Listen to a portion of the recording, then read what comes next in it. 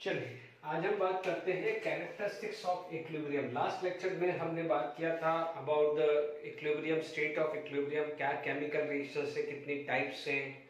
फिर then we classify in a two way, physical and chemical equilibrium. Chemical equilibrium में तो आप दो ही क्लासिफिकेशन देख सकते हो, one is homogeneous, another is heterogeneous. Homogeneous means all the phase are in same.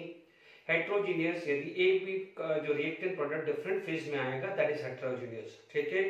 Physical में हमने solid liquid, liquid gas, solid gas, solid dissolve in liquid solvent, या solid gas solute dissolve in liquid solvent, ये category पढ़ी थी। ठीक है।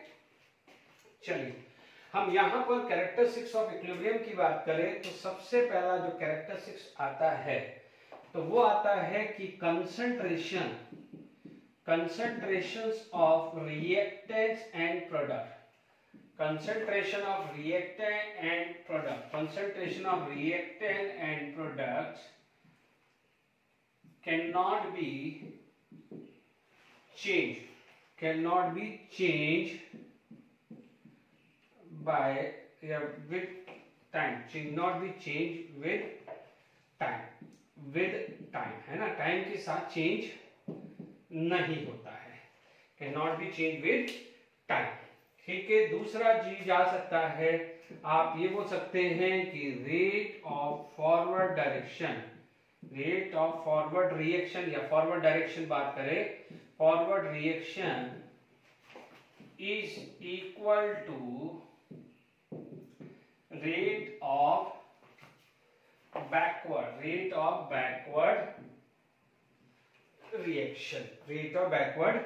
reaction। ठीक है।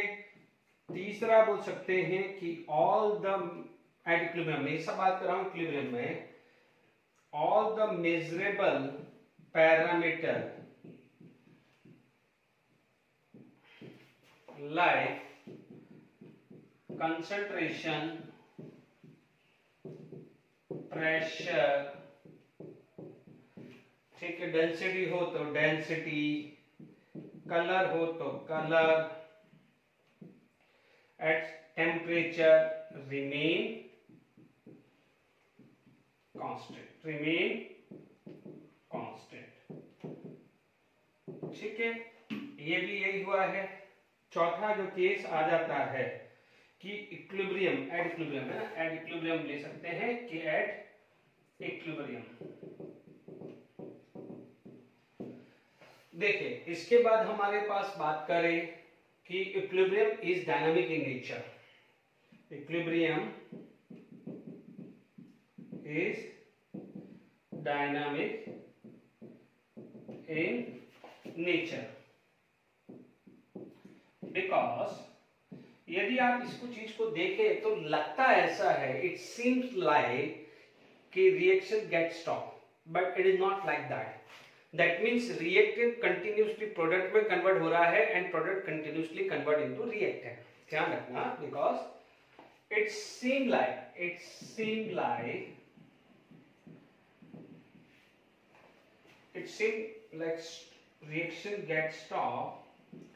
reaction gets stopped, but actually reactant molecules continuously get convert into product, whereas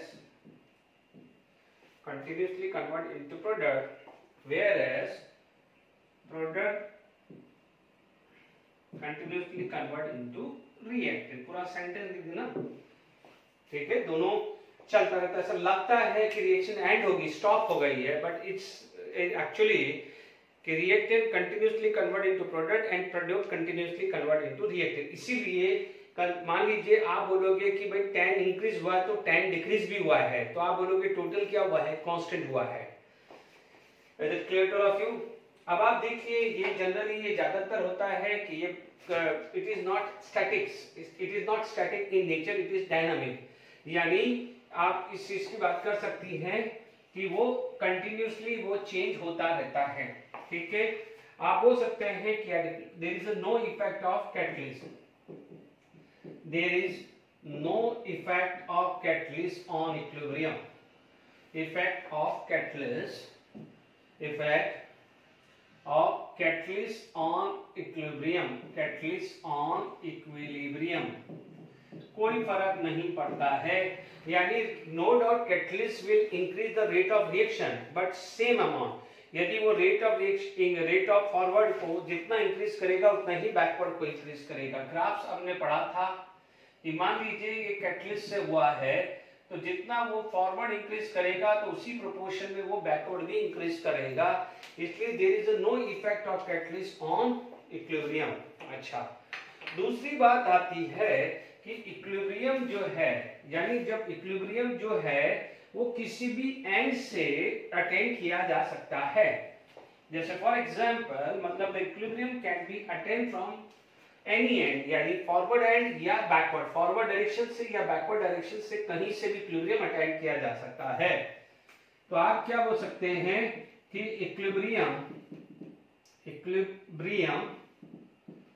can be attained from either direction, ठीक है, that is forward as well as backward। जैसे एग्जांपल मान लीजिए मैंने लिया, आपने कहा 2HI get convert into H2 plus I2, तो मान लीजिए ये इक्विलिब्रियम अटेन हो गया।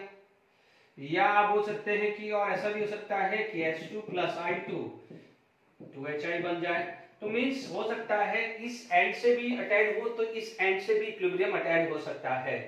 तो ये चीज क्या था, these are the characteristics of equilibrium, ठीक है।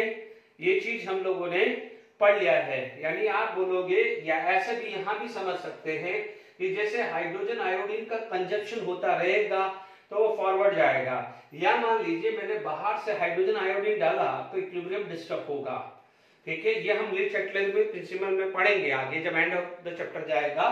तो how we can say it is dynamic in nature, but इतना समझ लीजिए कि यदि हाइड्रोजन आयोडीन का कंजप्शन हो रहा है तो क्या है, फॉरवर्ड जाएगा या बैकवर्ड जाएगा वो देखना पड़ता है, ठीक है। डिस्टर्ब यानी आप बोलोगे जिस प्रोपोर्शन से ये कन्वर्जन हो रहा है उसी प्रोपोर्शन से ये कन्वर्जन भी हो रहा है, ठीक है। बिल्कुल सिंपल लैंग्वेज में, बहुत टिपिकल लैंग्वेज में मैंने नहीं समझाया है, ठीक है। अब हमारे पास आ जाता है लॉ ऑफ मास एक्शन, ठीक है।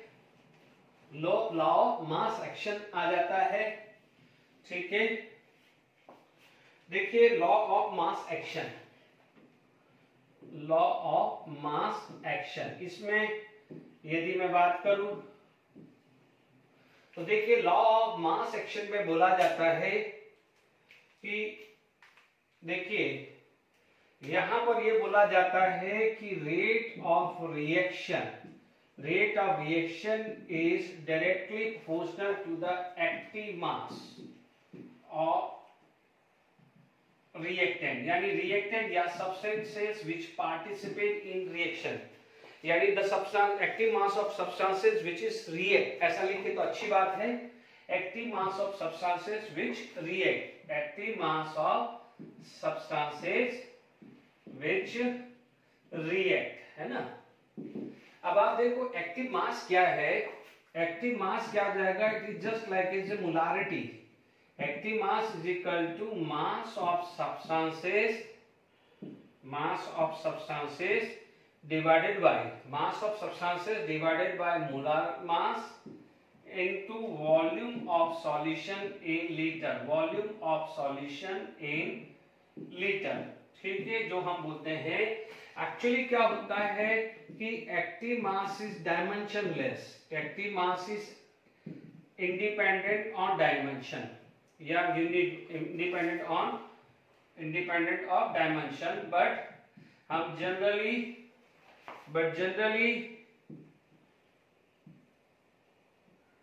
it can be taken as molarity, यानी इसको एक तरह से मोलारिटी यानी मोल पर लीटर की तरह लेते हैं, ठीक है। Generally it is dimension, it is independent on the dimension. But इसको क्या है जनरली हम मोलारिटी या मोल पर लीटर, यानी आप एक्टिव मास को क्या है मोलारिटी लिया जा सकता है, आप इसको क्या है एक्टिव मास को रिप्रेजेंटेशन किया जाता है लाइक दिस। ठीक है, तो ये इंफॉर्मेशन है मोलारिटी के। तो हम बहुत सारे टर्म्स पढ़ चुके हैं, बट अभी सिंपल है, ज्यादा दिमाग मत लगाइए, मोलारिटी हमें बात करें हैं। ठीक है, तो यहां तक क्लियर हुआ है। अब हम निकालते हैं लॉ ऑफ मास एक्शन का यूज करके find out the formula for equilibrium constant. ठीक है, यदि मैं इक्विलिब्रियम कांस्टेंट का फॉर्मूला निकालता हूं by using the law of mass action. ठीक है, तो अब आप देख लीजिए यहां पर आ जाएगा फॉर्मूला ऑफ इक्विलिब्रियम कांस्टेंट। ठीक है, यहां पर हम बात कर सकते हैं formula of equilibrium constant, equilibrium constant, इसके फॉर्मूला हम चेक कर रहे हैं। ठीक है, कि कैसे करेंगे, तो देखिए सपोज आपके पास कोई रिएक्शंस ऐसा है कि A plus B give C plus D, this is the equilibrium reactions. तो आप क्या बोलोगे, according to law of mass action, यदि मैं according to the law of mass action क्या बोला जाता है कि rate of reaction is directly proportional to active मास।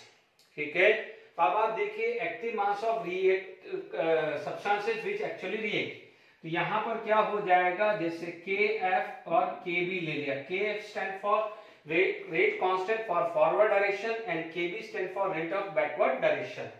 तो यहां पर आ जाएगा कि रेट ऑफ फॉरवर्ड, बच्चों रेट की जगह वेलोसिटी वर्ड भी या स्पीड भी वर्ड भी आ सकता है, रेट ऑफ रिएक्शन या वेलोसिटी ऑफ रिएक्शन या स्पीड ऑफ रिएक्शन कुछ भी बोला जा सकता है, क्योंकि रेट क्या हो जाएगा, change in concentration with respect to time. तो जहां भी टाइम का आता है चेंज विद टाइम, वहां हम वेलोसिटी टर्म भी यूज कर सकते हैं। Rate of forward reaction is proportional. अब आप देखो फॉरवर्ड रिएक्शंस में रिएक्टेंट कौन है, A, तो A to the power their respective coefficient, ये लॉ ऑफ मास एक्शन बोलता है। तो आप इसको क्या बोलोगे, RF, कई जगह RF या VF भी इंडिकेट किया जा सकता है, VF भी।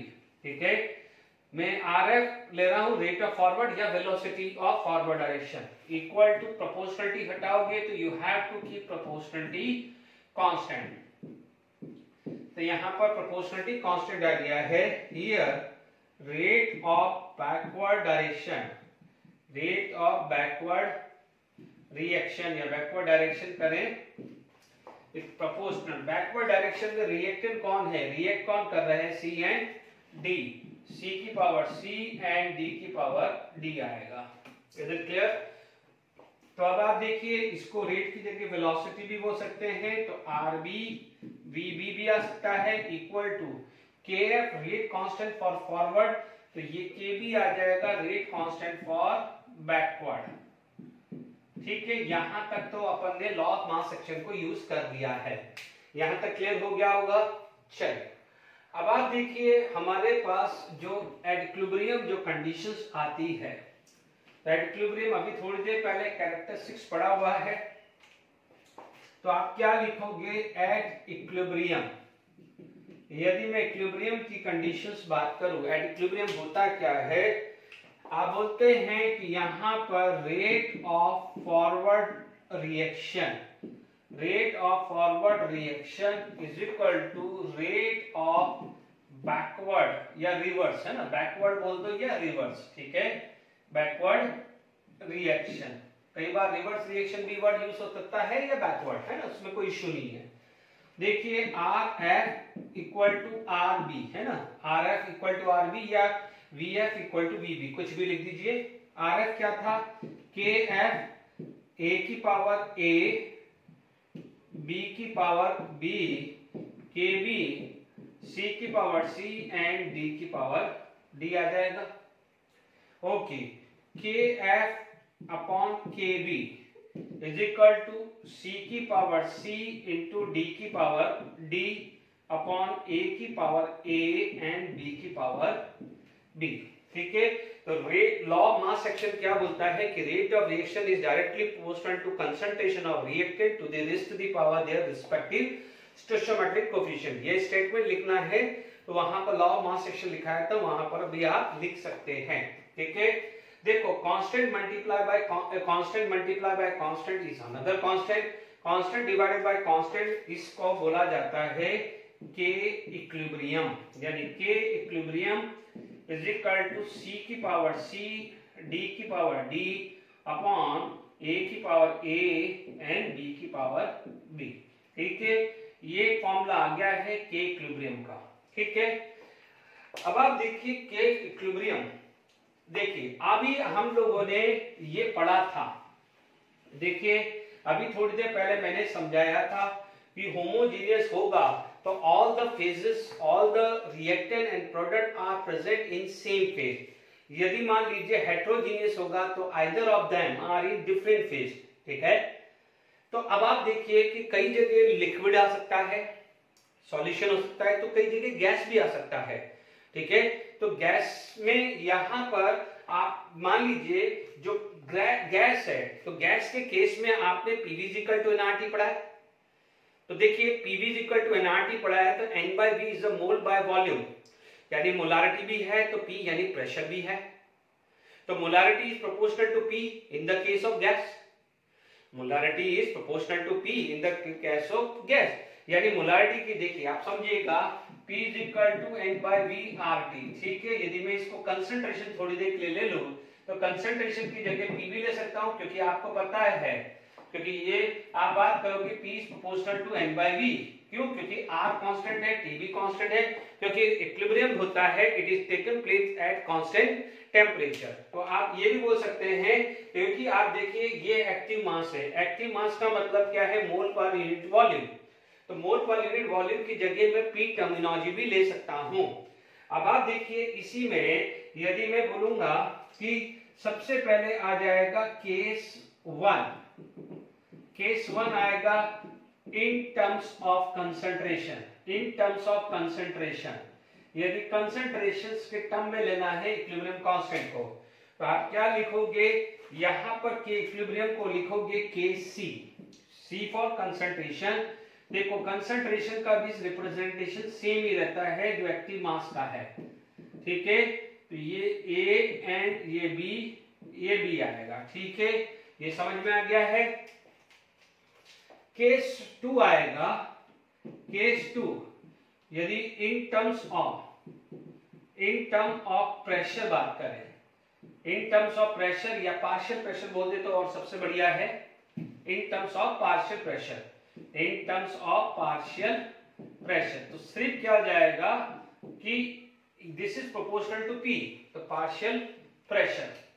तो पार्शियल प्रेशर में क्या हो जाएगा, के इक्विलिब्रियम आ जाएगा Kp partial pressure of C की power C partial pressure of D की power D upon partial pressure of A की power A partial pressure of B की पावर B आ जाएगा। ठीक है, यहां तक क्लियर आ गया। ठीक है, तो के इक्विलिब्रियम को मैंने Kc के टर्म में ले लिया है और Kp यानी दिस P, इसकी जगह P रख दिया, P रख दिया, A PA एंड PB रख दिया। ठीक है, यहां तक आराम से समझ में आ गया है, जल्दबाजी नहीं करनी है। चलिए अब आप देखिए आपके पास इक्वेशन थी क्या, जरा इक्वेशंस को अपन लिख लें। तो थी क्या थी, तो यहां पर थोड़ा सा मैं जगह नहीं है तो unit of Kc, unit of Kc यानी इसकी यूनिट देखें तो आप देखिए एक्टिव मास मोल पर लीटर था। ठीक है, तो अब आप देखिए यहां पर जो Kc आएगा वो आएगा मोल पर लीटर। ठीक है, अब आप देखो मोल पर लीटर की पावर C, मोल पर लीटर की power D divided by mole per litre की power A, mole per litre की पावर B, यानी C आपका मोल per litre, mole per litre, mole per litre, mole per litre. This is the base. जब same base होता है तो power addition या subtraction होती है। मल्टीप्लिकेशन में है तो ये पावर क्या हो जाएगा, ऐड हो जाएगी, बाकी क्या हो जाएगी, सब्ट्रैक्ट हो जाएगी। Is it clear to all of you? अब आप देखिए आपके पास A की पावर A, B की power B gives C plus D। Suppose ये होमोजेनियस है, सपोज ये होमोजेनियस है, if all are in gases phase, यदि होमोजेनियस इक्विलिब्रियम है all are in same phase, तो आप देखेंगे डेल्टा एन क्या होगा, सी प्लस डी, यानी moles of react product minus moles of reactant, यही होता है। What is the delta n, moles of product minus moles of reactant. तो Kc की वैल्यू आएगी यूनिट मोल पर लीटर की पावर डेल्टा एन, ये आ जाएगा। ओके, अब देखिए यहां पर मैं यूनिट की बात करूं, मैं यूनिट ऑफ Kp की बात करूं, तो देखो Kp तो क्या होगा, या तो एटमॉस्फेयर होगा या बार होगा। ठीक है, मैं थोड़ी देर के लिए एटमॉस्फेयर ले लेता हूं, तो आप क्या बोलोगे कि unit of Kp is equal to atmosphere, ठीक है, या बार भी ले सकते हो, C plus D minus A plus B, तो ये आ जाएगा एटमॉस्फेयर डेल्टा एन Kp, या ये भी हो सकता है बार delta n. Is it clear to all of you? ये क्लियर हो गया होगा in terms of partial pressure और इन टर्म्स ऑफ दिस। तो unit of Kp and Kc भी आपको क्लियर हो गया है। चलो पहले हमने इक्विलिब्रियम कांस्टेंट निकाला, ठीक है। अब आप देखेंगे यहां पर नेक्स्ट जो चीज आएगा फॉर्मूला ऑफ इक्विलिब्रियम कांस्टेंट, ये हमने निकाला है।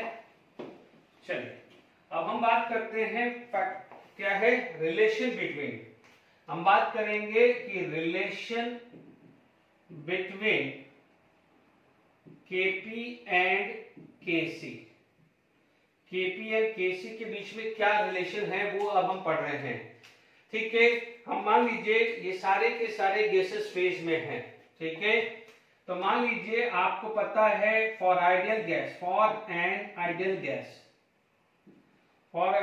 Gas PV is equal to nRT, P is equal to N by VRT, ठीक है। अब आप देखो P है इक्वल टू CRT, देखो C फॉर कंसंट्रेशन लग रहा हूं, not C for that C। यदि यहां पर जो C है वो कंसंट्रेशन के लिए लिया हुआ है। Is it clear? Because moles by volume molarity या कंसंट्रेशन ले सकते हैं, आप C की जगह कैपिटल M भी ले सकते हो, ठीक है। तो ये खासकर ध्यान रखना है। अब आपके पास क्या है, Kp का फॉर्मूला यू नो लिखा हुआ ही है, this is the formula of Kp, ठीक है। तो आप क्या बोलोगे, we know that Kp is equal to this. अब आप देखो यहां पर make sure C is for concentration, C reactant या प्रोडक्ट नहीं है, तो यहां पर आ जाएगा CCRT की पावर C। देख लीजिए this concentration of C, partial pressure of C, concentration of C RT into, मैं ये लिख रहा हूं कंसंट्रेशन ऑफ D RT की पावर D, है ना। यहां A आएगा, कंसंट्रेशन ऑफ A RT की power A and concentration of B RT की पावर B आएगा, देख लीजिए, ठीक है। अब आप देखिए यहां concentration of C into concentration of D divided by concentration of A concentration of B, ठीक है। ये आ जाएगा C, ये आ जाएगा D, ये आ जाएगा A, ये आ जाएगा B, ठीक है, इनटू, अब आप देखो RT कॉमन है, RT क्या है common, C plus D minus A plus B। अब आप देखो ये क्या है, this is equal to Kc, this is equal to Kc, ये फॉर्मूला किसका है, Kc का फॉर्मूला है, this is the formula for Kc, Kp RT की पावर डेल्टा n आ जाएगा, RT की पावर डेल्टा n। तो Kp is equal to Kc RT की power delta n। This is the relation between Kp and Kc, Kp equal to Kc RT की power delta n। This is the formula for Kc, यानी concentration of C, concentration of D upon concentration of A and B to the raised to the power their respective coefficient। Is it clear to all of you? तो यहाँ पर हमने ये पढ़ा है Kp and Kc के बारे में, ठीक है। तो आपने यहाँ पर रिलेशंस पढ़ लिया है।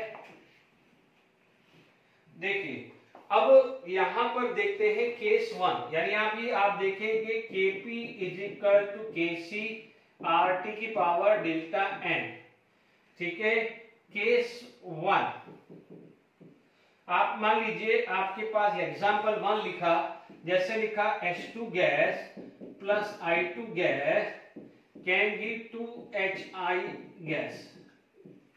ठीक है, यहां पर आपके पास आ गया है कि यहां पर डेल्टा एन इक्वल टू 0, क्योंकि ऑल आर गैसेस तो 2 - 2 डेल्टा एन 0, तो यहां पर आ जाएगा Kp इक्वल टू Kc। ठीक है, इस केस में क्या है, Kp इक्वल टू Kc आ जाएगा। केस 2 देखिए, यहां पर आपके पास PCl5 gas can give PCl3 gas, PCl3 gas plus Cl2 gas. ठीक है, डेल्टा एन आ जाएगा 1, 2 - 1 आएगा, तो Kp is equal to KcRT। Delta n की वैल्यू 1 आएगा। इसमें आप ये भी लिख सकते हैं, या तो ये न्यूमेरिकल्स हो तो ये सॉल्व करो, अदरवाइज ये लिख सकते हैं कि Kp ग्रेटर देन Kc, ऐसा भी आ सकता है। इस फॉर्म में भी पूछ सकता है, या आपसे Kp ग्रेटर या लेस देन उस रिलेशन पे भी पूछ सकता है। केस 3 देखिए, N2 gas plus 3H2 gas can give 2NH3 gas. ठीक है, यहां पर डेल्टा एन कितना आ गया है, -2, डेल्टा एन -2 आया, Kp is equal to KcRT की पावर -2 आया। Is it clear?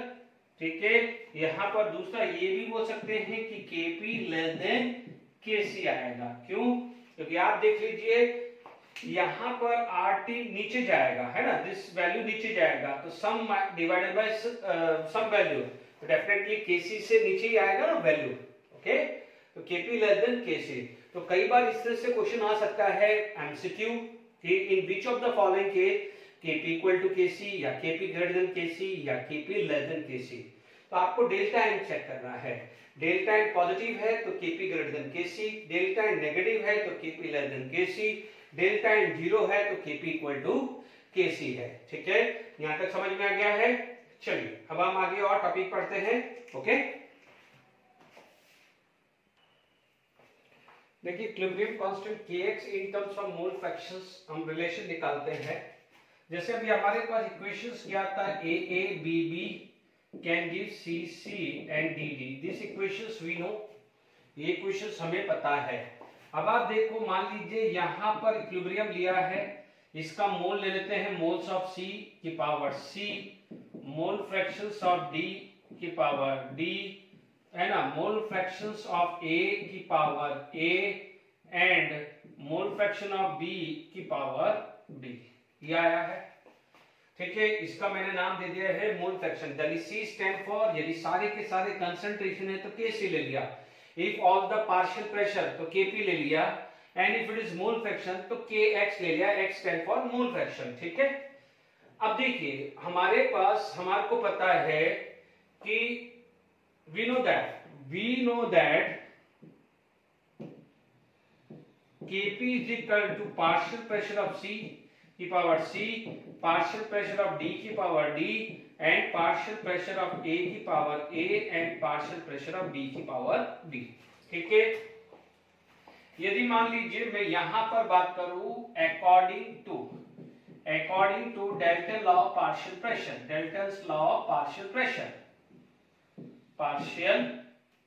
ये पढ़ा हुआ है हमने, पार्शियल प्रेशर का डेल्टन लॉ पार्शियल प्रेशर। उसके अकॉर्डिंग ये था कि पार्शियल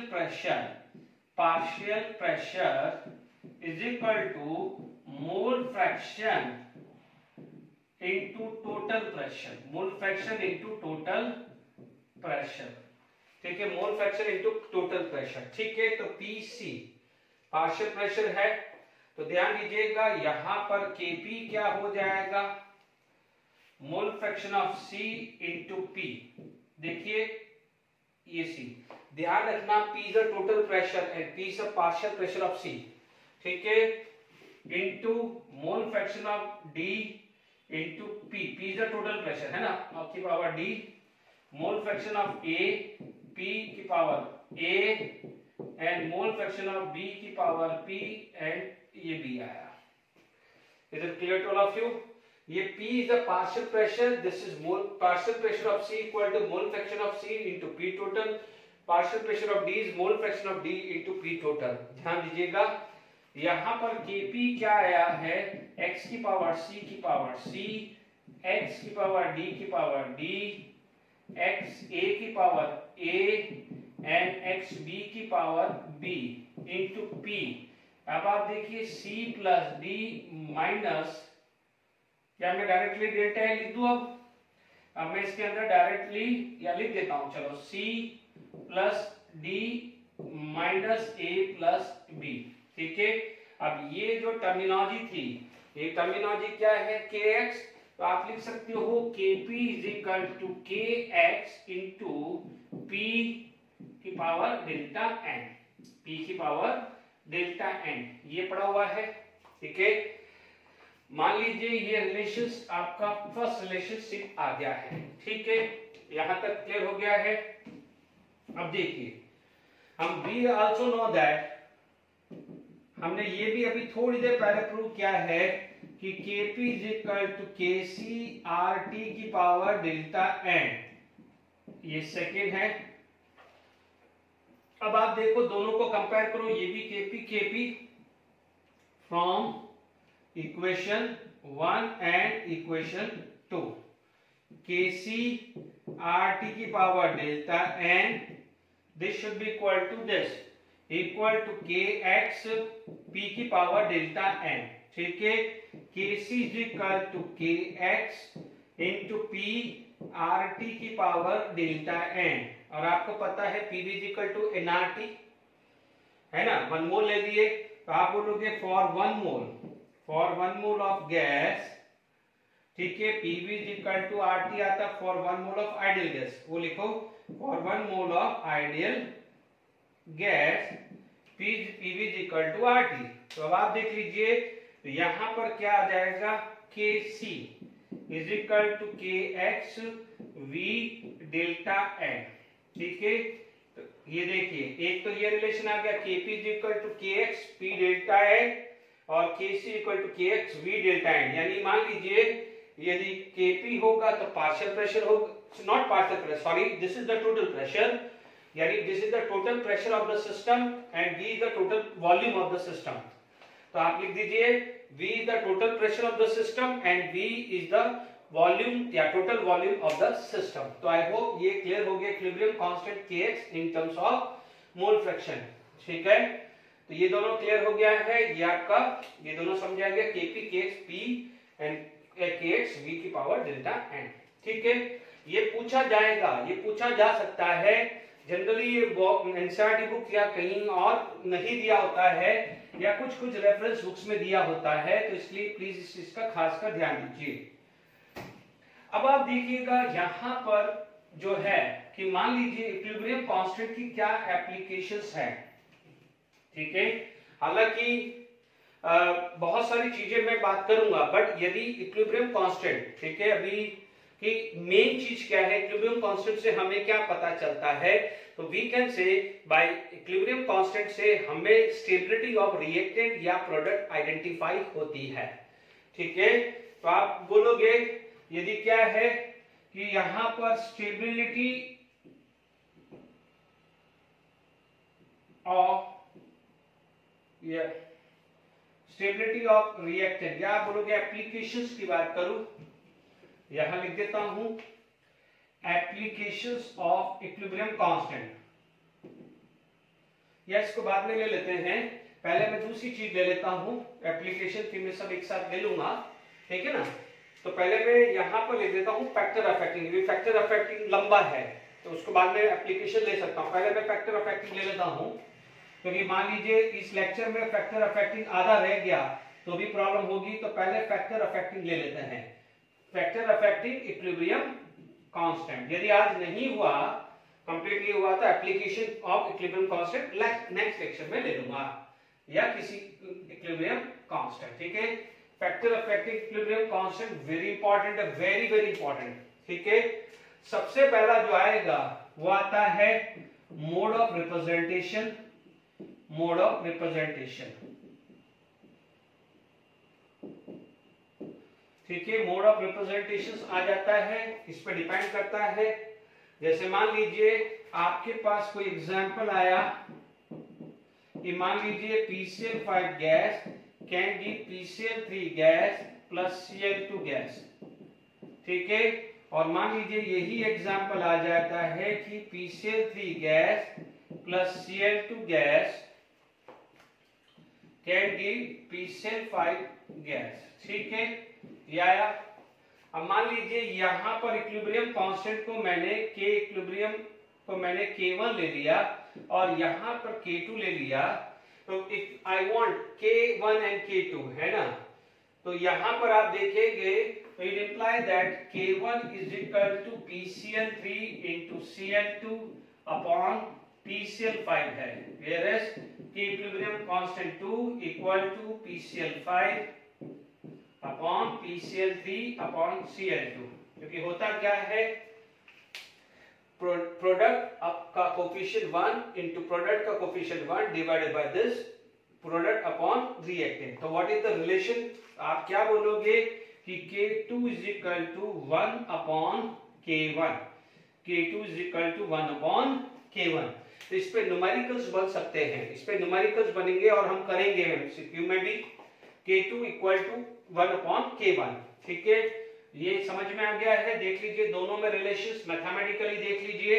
अब मान लीजिए यहां पर क्वेश्चन है, यदि यही मैं क्वेश्चन दे देता हूं, ठीक है, मान लीजिए मैंने यहां पर इक्विलिब्रियम कांस्टेंट, इस केस का इक्विलिब्रियम कांस्टेंट K इक्विलिब्रियम मैंने 4 दे दिया और यहां का इस इक्वेशंस का K इक्विलिब्रियम मैंने पूछ लिया, what is the K equilibrium for this, ठीक है।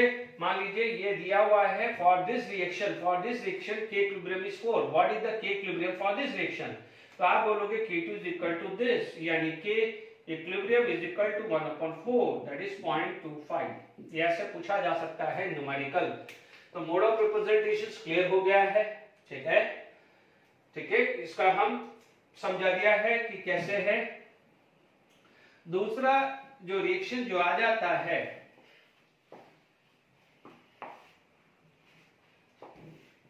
देखिए दूसरा जो आता है मल्टीपल स्टेप रिएक्शन, मल्टीपल या मल्टी स्टेप रिएक्शन।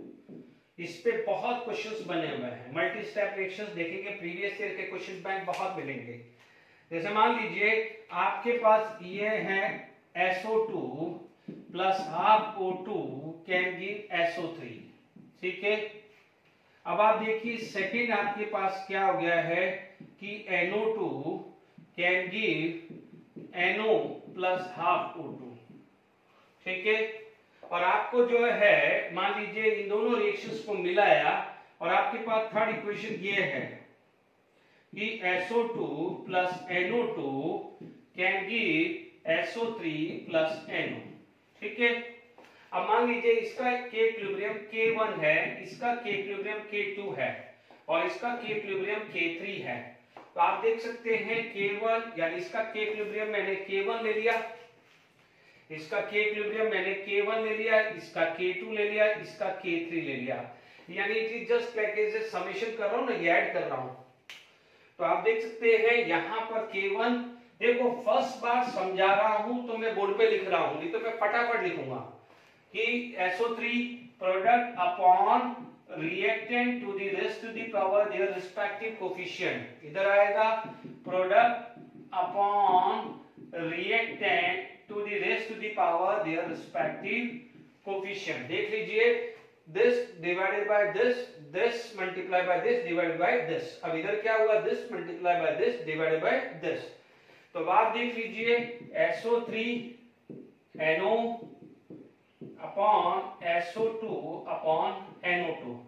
यदि मान लीजिए मैं this multiply by this करूं तो क्या मुझे ये मिलेगा, यस मुझे मिलेगा। आप देख लीजिए तो मेरे पास रिलेशंस क्या आ गया है, K3 is equal to K1 into K2। Is it clear? अब मैं आपको एक ट्रिक बताता हूं, K1 इंटू K2। यदि मान लीजिए आपका ये इक्वेशन चाहिए और आपने दोनों इक्वेशन को सिंपल ऐड कर दिया, सिंपल ऐड करके आपको टारगेट इक्वेशन मिल गई, जैसे यानी दिस प्लस दिस आपको मिल गई, तो हमेशा ध्यान रखना, जब आपने दिस प्लस दिस किया है तो आपको क्या मिल जाएगा, मल्टीप्लीकेशन। क्या मिलेगा, मल्टीप्लीकेशन। यानी 1 प्लस 2 किया है, यानी आपने क्या करा है, फर्स्ट प्लस सेकेंड किया है। तो ये ट्रिक ध्यान रखना है, दिस मल्टीप्लाई बाय दिस होगा, यानी इतना टाइम वेस्ट करने की जरूरत नहीं है। इसी में मैं दूसरा एग्जांपल लेता हूं, एग्जांपल 1 दे दिया, दूसरा देता हूं, ठीक है। ये एग्जांपल ए है, let it be this is example A, okay. Now मैं एग्जांपल बी कंप्लीट कर रहा हूं। एग्जांपल बी में मैंने क्या करा है, मैंने ये NO2 plus half O2 can give NO आ गया है, NO2 है ना, इसको मान लीजिए K2 ले लिया है ना, K2। तो अब आप देख लीजिए यहाँ K2 क्या होगा, यहाँ K2 क्या होगा, NO2 upon NO plus half into half O2 आएगा। Is it clear? तो यहाँ पर क्या होता है, जब भी ये माइनस होता है, ये भी माइनस होता है, तो जो दिस माइनस दिस, तो दिस डिवाइडेड बाय दिस, यानी K1 डिवाइडेड बाय K2 आएगा। फिर भी आप देख लीजिए जैसा सही लगे। तो ये मैंने दोनों ट्रिक बता दी। ऐसे क्वेश्चन बहुत सारे प्रीवियस ईयर में आए हुए हैं, आप चेक कर लीजिएगा कि जब आपने जैसे 1 माइनस 2 है तो जो भी माइनस है वो डिवाइड में होगा और जो भी प्लस है मल्टीप्लाई। जैसे इससे पहले 1 प्लस 2 था, तो यानी K1 इंटू K2। तो ये हमेशा ध्यान रखना है। जैसे मान लो आपका 1 प्लस 2 प्लस 3 आया, मान लीजिए 3 इक्वेशन सम किया, तो आप लिख देना K1 into K2 into K3, ठीक है, यानी K नेट है ना। ये ट्रिक बता रहा हूँ, चेक कर लेना। अब मान लीजिए ये दो ऐड है और ये माइनस है, तो क्या हो जाएगा, K3 आ गया, ठीक है। मान लीजिए ये भी माइनस है, तो आप क्या बोलोगे, K1 divided by K2 into K3, trick लगा दीजिएगा, ठीक है। यानी जो हेस लॉ में अपन ने किया था ना, हेस लॉ में 1 माइनस 2 या 1 इंटू 2 टाइम्स वही चीज आ रही है। तो मल्टीपल स्टेप भी क्लियर हो गया। इसके बाद आपके पास क्या आता है, स्टोइचियोमेट्रिक कोफिशिएंट, ठीक है। नेक्स्ट जो आ जाता है दैट इज स्टोइचियोमेट्रिक कोफिशिएंट, ओके। तो आप देखेंगे थर्ड केस जो आ जाता है दैट इज स्टोइचियोमेट्रिक कोफिशिएंट, स्टोइचियोमेट्रिक कोफिशिएंट, ठीक है। और आपने देखा होगा लॉ ऑफ मास सेक्शन में रिएक्टेंट या प्रोडक्ट के कोफिशिएंट बहुत बड़ा रोल प्ले करते हैं। देखिए मान लीजिए आपके पास कोई एग्जांपल ऐसा आया कि N2 plus 2H2 sorry 3H2 can give 2NH3, okay. अब मान लीजिए यहां पर आपके पास आ गया है half N2 plus 3/2H2 can give NH3। ये मान लीजिए K1, ये K2 आया है, ये फर्स्ट इक्वेशन, ये सेकंड इक्वेशन। आपसे K1 और K2 का रिलेशन है, तो पहले बेसिक समझ लीजिए। K1 is equal to NH3 की पावर 2 अपॉन N2 NH2 की power 3। K2 is equal to NH3 1 and N2 की पावर हाफ and H2 की पावर 3/2 आएगा, ठीक है। अब आप देख लीजिए कि K2 का मैं स्क्वायर करूं, if I am doing the K2 का स्क्वायर, यदि मैं K2 का स्क्वायर करूं तो मेरे को NH3 का स्क्वायर N2 and H2 की पावर 3 आ जाएगा। तो आप देख लीजिए ये रिलेशंस क्या आएगा कि K1 इक्वल टू K2 की पावर 2, ठीक है। यानी आप एक ही चीज समझ लीजिएगा कि आपको ये इक्वेशंस लानी है, समझना, मैं ट्रिक बता रहा हूं। आप ये इक्वेशन लानी है, सेम साइन में है, N2 same H2 Na, left है तो लेफ्ट ही राइट है, और आपने क्या करा, इसको 2 टाइम मल्टीप्लाई किया। ट्रिक बता रहा हूं फटाफट क्वेश्चन सॉल्व करने के लिए, एमसीक्यू। आपने क्या करा, 2 से मल्टीप्लाई किया, तो यहां पर पावर 2 चली जाएगी। यदि मान लीजिए यहां 3 से मल्टीप्लाई होता तो क्या हो जाता, 3 चला जाता, 4 से मल्टीप्लाई जाता 4, 5 से मल्टीप्लाई 5, n से मल्टीप्लाई तो ये n चला जाएगा। क्यों? क्योंकि आप देखिए यहां पर 2 लाने के लिए स्क्वायर किया, यदि यही 3 होता, यहाँ 3 होता तो 3 लाने के लिए क्यूब, 4 होता 4 क्यूब होता। मैं आपको पहले सॉल्व भी कर रहा हूं और साथ में आपको ट्रिक भी बता रहा हूं, बट एकदम नहीं आएगी ये ट्रिक, एकदम नहीं आएगी। ज्यादा एमसीक्यू प्रैक्टिस करोगे तब जाके परफेक्शन आएगा, घबराना नहीं है, ठीक है। तो ये स्टोइचियोमेट्रिक कोफिशिएंट्स आ गया है, ये 3 थे। अब जो सबसे इंपॉर्टेंट है जो है टेम्परेचर, ठीक है। नो डाउट इक्विलिब्रियम पे टेम्परेचर कांस्टेंट होता है, बट इक्विलिब्रियम टेम्परेचर यदि चेंज करोगे तो इक्विलिब्रियम कांस्टेंट की वैल्यू चेंज होगी। तो फोर्थ जो आएगा, फोर्थ पैरामीटर होता है टेम्परेचर, सबसे बड़ा रोल प्ले करता है। अब इसके अंदर आपको अर्हेनियस इक्वेशन यूज करनी पड़ेगी, which is the part of standard 12, ठीक है। मैं लिख देता हूं, मैं बहुत डिटेल में समझा रहा हूं क्योंकि मैं कोई चीज रटवा नहीं रहा हूं, नहीं तो अदरवाइज क्या है, आपको डायरेक्ट इक्वेशन दी हुई होती है। यहां पर जैसे दिया होता है कि log k इक्विलिब्रियम 1 या k equilibrium 2 upon k equilibrium 1 is equal to delta h upon 2.303 r 1 upon t1 minus 1 upon t2, यानी यहां पर बोला जाता है कि t2 ग्रेटर देन t1, ठीक है। बट मैं ये प्रूव करूंगा तभी आपको क्लियर होगा। ध्यान दीजिएगा, ये इक्वेशंस होती है ना। आप चाहो तो K2 लिख दीजिए, यहां पर आता है फॉर्म अर्हेनियस इक्वेशन। आप ये 12 स्टैंडर्ड का पार्ट है। अर्हेनियस इक्वेशंस क्या होती है, this is K, this is equilibrium constant, this is rate constant, ठीक है। Rate constant depend upon temperature, ये सारी की सारी चीज आप जब 12 में पढ़ोगे कि हाउ द टेम्परेचर अफेक्टेड, वहां का पार्ट है। अभी मैं ये एक्सप्लेन नहीं करूंगा, मैं डायरेक्ट, मुझे नहीं तो अदरवाइज क्या है, मैं 11 स्टैंडर्ड में मैं तो ये भी सॉल्व करके मेरा काम हो जाता, बट ठीक है, मैं थोड़ा डेरिवेशंस कर रहा हूं। तो अब आपको अर्हेनियस इक्वेशन ये क्यों आई, कैसे आई है, वो अभी नहीं सोचना है। इसके लिए आपको अर्हेनियस इक्वेशन स्टैंडर्ड 12 की बात करें तो आप सिर्फ देख लीजिए, अदरवाइज ज्यादा दिमाग लगाएंगे तो आप फिर ये फॉर्मूला डायरेक्टली याद कर लीजिए, ठीक है। This is rate constant, make sure this is rate constant, not equilibrium constant. Rate constant is equal to a e की minus a by RT, where a is a constant, मान लीजिए Arrhenius constant, a is a constant, a is Arrhenius constant, ठीक है, Arrhenius constant, ठीक है। E is the activation energy, activation energy, activation energy हम पढ़ चुके हैं।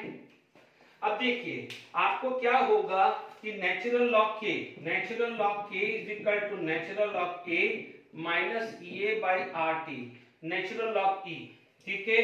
नेचुरल लॉग E इज 1, ठीक है। Make sure natural log E is equal to 1 होता है, ठीक है। तो आपने क्या करा, नेचुरल लॉग के log a multiply by b is equal to log a plus log b, and log a की power b is equal to b log a, पढ़ा हुआ है। Natural log m into n, natural log m plus natural log n, natural log m की power n and log m। तो ये दो relation से मेरे को ये इक्वेशंस आ गए।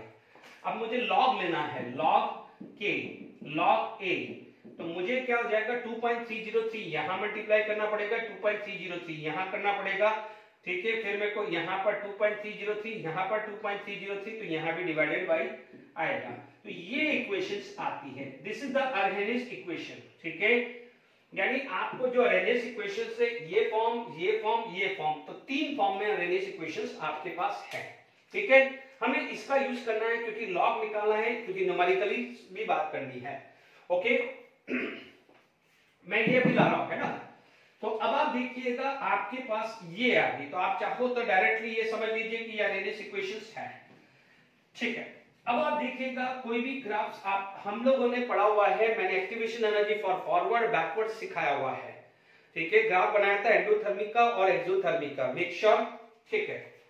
अब देखिए हमारे पास क्या है कि मैंने क्या लिखा है कि यही चीज, इसी इक्वेशंस को मैं बोल सकता हूं log k2 बाय k1, ठीक है, equal to EA upon 2.303 R 1 upon T1 minus 1 upon T2। Check कर लीजिए, इधर से आएगा log k1 तो ये T1, log k2 तो T2, दोनों को log k2 माइनस k1 करोगे तो ये वैल्यू आएगी, ठीक है। और log या ऐसे कर लो, log k2 बाय k1 कर लो। देखिए इधर देख लीजिए, फटाफट कर देता हूं। log k2 is equal to log a minus EA 2.303 r t1। जिसको इंटरेस्ट नहीं है डेरिवेशन के लिए छोड़ दो, डायरेक्टली फॉर्मूले पे चले जाना। log k1 is equal to log a minus ea 2.303 r t2। ठीक है, तो ये आ गई फर्स्ट इक्वेशन, ये आ गई सेकंड इक्वेशन, मैंने यहां से ही ली।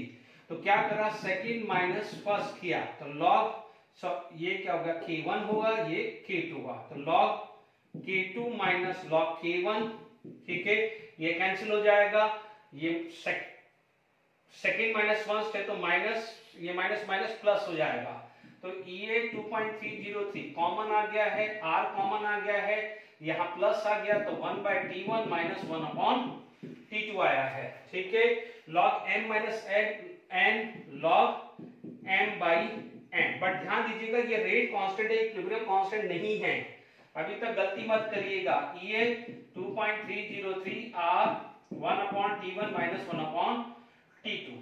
ठीक है, ये अब ये अरेंज इक्वेशंस की चौथी फॉर्म है। तीन फॉर्म बताइए मैंने, k is equal to a minus a by R T.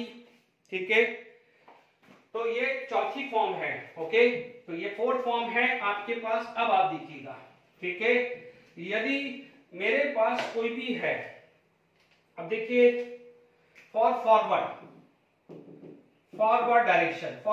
Direction, यदि मेरे पास फॉरवर्ड डायरेक्शन है तो अभी हमने क्या पढ़ा था, kf for forward and kb for backward. kf is a rate constant for forward and kb is rate constant for backward, अभी थोड़ी देर पहले समझाया।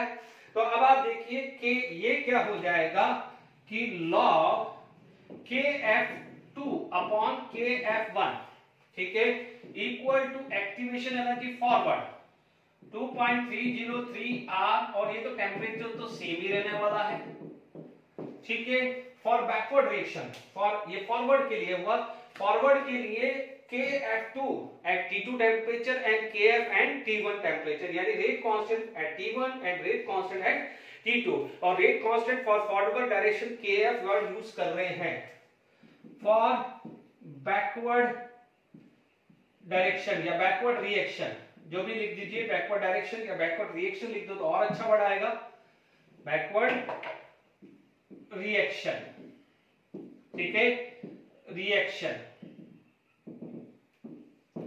तो यहां पर क्या आएगा कि log आप देखेंगे kb2 upon kb1 EAB upon 2.3 या EAB EAF 2.303 r 1/t1 minus 1/t2। ठीक है, दोनों को माइनस कर देते हैं, मान लीजिए ये थर्ड इक्वेशन थी और ये फोर्थ। ठीक है, अब आप देखिए थर्ड माइनस 4 करिए, मैं पूरा डेरिवेशन करा रहा हूं, जिसको चाहिए वो देख लीजिएगा। log kf1 kf2 upon kf1 minus log kb2 upon kb1, ठीक है, इक्वल टू दिस माइनस दिया हुआ activation energy forward minus backward upon 2.303 r and 1/t। Maths सबको आती है, देख लीजिए ये सब कॉमन है, दिस इज द कॉमन, ये सब कॉमन है, तो ये सब कॉमन निकाल दिया मैंने, तो दिस माइनस दिस ही होगा, देख लीजिए। अब आप देखिए log m दिस, तो मैं क्या कर सकता हूं, इसको log kf2, अब देखो दिस डिवाइडेड बाय दिस होगा, m minus n m by n, तो अब आप देख लीजिए kb2 आ जाएगा और ये ऊपर चला जाएगा kb1 अपॉन kf1। ठीक है, दिस अपॉन दिस, यहां तो कोई दिक्कत नहीं, बट ये डिवाइड में चला जाएगा, दिस इज डिवाइडेड बाय, तो kb2 नीचे रहेगा, kb1 चला जाएगा। अब आप देखिए जब मैंने ग्राफ बनाया था, इसे बोलते हैं डेल्टा एच, याद करिए graph, this is for forward activation energy forward, this is activation energy backward, तो ये क्या था delta H equal to forward minus backward, तो उसे क्या बोलते हैं डेल्टा एच। ग्राफिकली मैंने समझाया हुआ है 2.303 r 1/t1 माइनस 1/t2। अब आप देखो kf अपॉन kb को क्या बोला था, इक्विलिब्रियम कांस्टेंट, तो आप बोलोगे log, ये भी क्या हुआ है kf अपॉन kb, तो log equilibrium constant 2 upon log equilibrium constant 1 upon या Kp2 equilibrium constant 1 upon delta H 2.303 R 1 upon T1 minus 1 upon T2। तो अब आप देख लीजिए, आपको 99% बुक्स में ऐसे ही डायरेक्टली देंगे, बट वो आया कैसे है वो मैंने समझा दिया है। डेरिवेशन सिर्फ वो बच्चे जिनको ऐसा लगे कि सर ने रटवा दिया है उनके लिए है कि आपको पता चल गया है कि डेरिवेशंस कैसे आया है। अदरवाइज यदि इस चैप्टर से रिलेटेड कंसेप्ट करें और अरहेरियस इक्वेशंस को हमें नहीं भी पता है तो डायरेक्टली फॉर्मूला याद रख लीजिए। तो मैं कैपिटल ले रहा हूं, ठीक है, तो मेरे पास क्या है log K2 by K1, capital ले रहा हूं, इक्विलिब्रियम कांस्टेंट है लेना, या Kp2 ले लो या Kp2 ले लो या this K2 K1 this delta H 2.303 R 1 upon T1 minus 1 upon T2। ध्यान दीजिएगा T2 ग्रेटर देन T1 है। अब समझिए case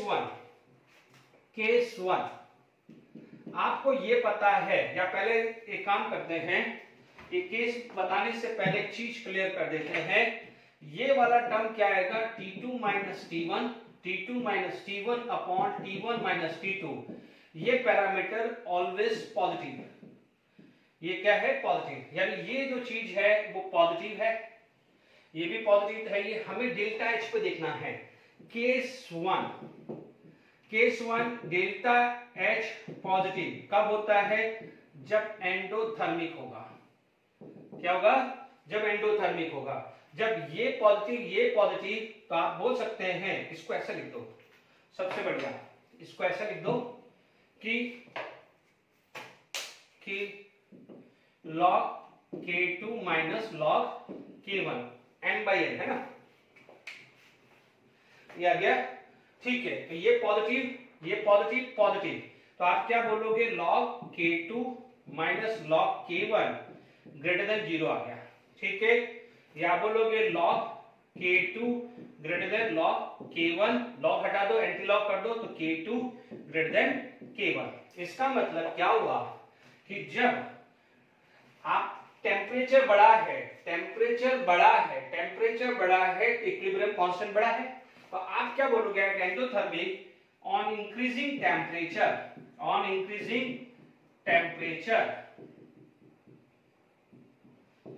equilibrium constant increases। Simple, on increasing the temperature equilibrium constant increases। बिल्कुल सिंपल, समझ में आ गया है। अब आप देखो सेकेंड इक्वेशन आ गई, डेल्टा H आपके पास क्या आ गया है, यहां negative, this is going to be negative exothermic, ठीक है। एक्सोथर्मिक में क्या हो जाएगा बच्चों, नेगेटिव का मतलब लेस देन 0, ये क्या हो जाएगा, सारे के सारे साइड क्या हो जाएगा, उल्टे हो जाएंगे। यहां पर क्या हो जाएगा, on increasing the temperature equilibrium constant decreases.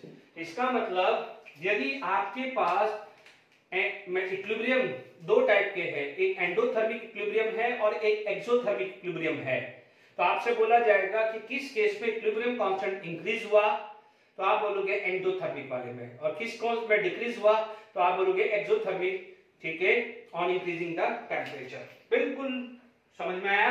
अब बिल्कुल दिमाग घूम गया, क्वेश्चन आ गया कि सर ये तो समझ में आ गया कि आपने डेरिवेशन से समझा दिया कि एंडोथर्मिक में इंक्रीज था। बच्चों मैं आपको एग्जांपल देता हूं, कैसे पता चल गएगा कि मान लीजिए फर्स्ट एग्जांपल मेरे पास ये आया, आप देखेंगे कि अमोनिया टूट रहा है, अमोनिया क्या हो रहा है, ब्रेक हो रहा है, अमोनिया क्या हो रहा है, ब्रेक हो रहा है। जब कोई चीज टूट रही है, कोई भी टूट रही है, तो यहां पर हीट होगी, तो ये ध्यान दीजिएगा, ये एंडोथर्मिक इक्विलिब्रियम है, दिस इज एंडोथर्मिक इक्विलिब्रियम, ठीक है।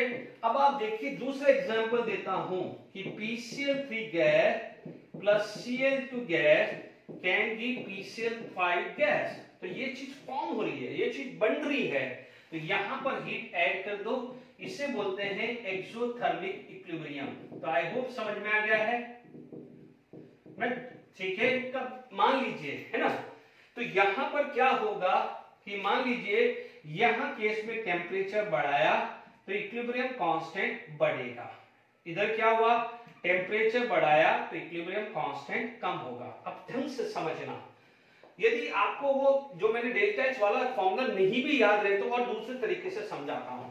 आपने ये पढ़ा है मोटे मोटे तौर पे, ये प्रोडक्ट अपॉन रिएक्टेंट होता है, ठीक है, इक्विलिब्रियम कांस्टेंट प्रोडक्ट का कंसंट्रेशन डिवाइडेड बाय रिएक्टेंट। तो अब आप देखिए कि जब मेरा टेम्परेचर बढ़ा है तो हीट बढ़ी है, टेम्परेचर बढ़ा है तो हीट बढ़ी है, तो हीट बढ़ी है तो फॉरवर्ड बढ़ेगा, ये बढ़ेंगे ये बढ़ेंगे तो ये कम होगा।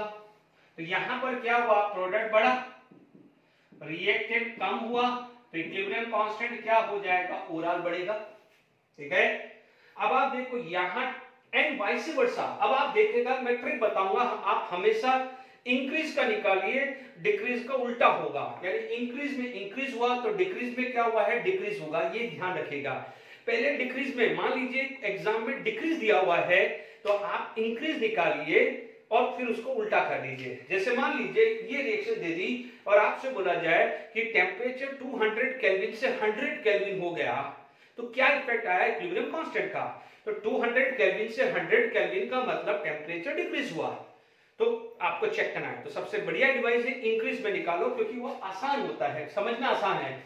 क्योंकि टेम्परेचर इंक्रीज हुआ तो आप बोलोगे हीट बढ़ी तो फॉरवर्ड जाएगा तो प्रोडक्ट बढ़े, रिएक्टेंट कम हुए तो प्रोडक्ट बढ़ा, रिएक्टेंट कम हुआ तो के इक्विलिब्रियम क्या होगा, बढ़ेगा। तो टेम्परेचर डिक्रीज में क्या है, उल्टा, डिक्रीज में क्या हुआ है, टेम्परेचर यदि डिक्रीज होगा तो ये डिक्रीज, इंक्रीज पे इंक्रीज तो डिक्रीज पे डिक्रीज। सिर्फ यहां से ट्राई करना, ये उल्टा कर दीजिएगा।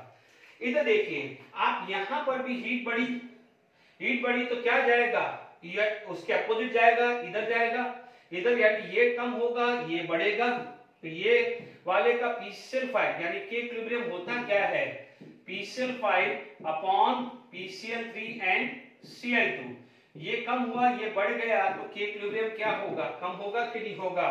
और डिक्रीज में पूछा तो इसका उल्टा कर दीजिए। आई होप यहां तक समझ में आ गया, ठीक है, आई होप यहां तक समझ में आ गया होगा, ठीक है। तो फैक्टर अफेक्टिंग इक्विलिब्रियम कांस्टेंट भी समझ में आ गया है।